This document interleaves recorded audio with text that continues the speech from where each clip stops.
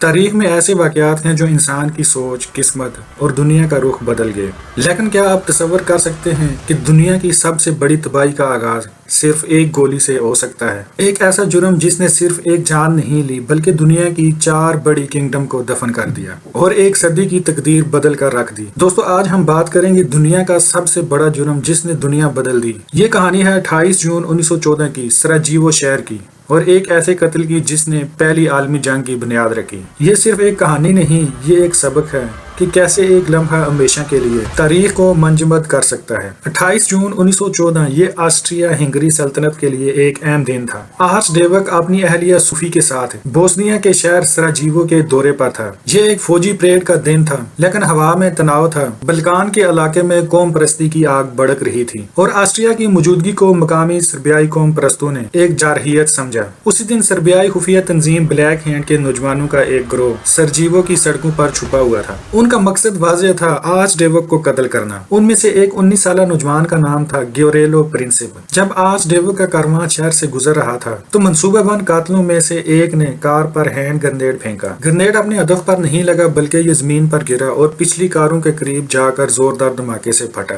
Arch duke محفوظ رہا لیکن کچھ محافظ اور شہری زخمی ہو گئے۔ کارواں نے رفتار بڑھائی اور حکومتی عمارت کی طرف نکل گئے۔ سازشی مایوس ہو کر بھاگ گئے۔ پرنسپ نے بھی اس کوشش کی ناکامی پر ہتھیار ڈال دیا اور ایک مقامی کیفے میں جا کر بیٹھ گیا۔ حکومتی عمارت میں ایک مختصر اجلاس کے بعد آرچ ڈیوک نے اسپتال جا کر زخمی ہونے والے محافظوں کی خیریت دریافت کرنے کا فیصلہ کیا۔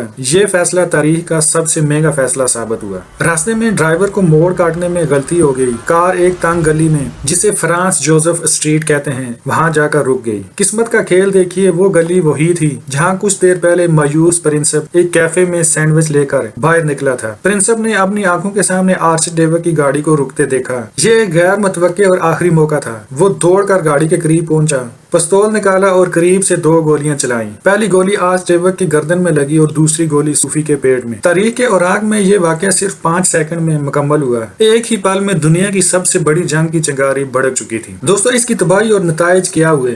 یہ ایک مقامی قتل ہو سکتا تھا، مگر اس وقت کی بین الاقوامی سیاست اتنی پیچیدہ تھی کہ یہ واقعہ ایک چنگاری بن گیا۔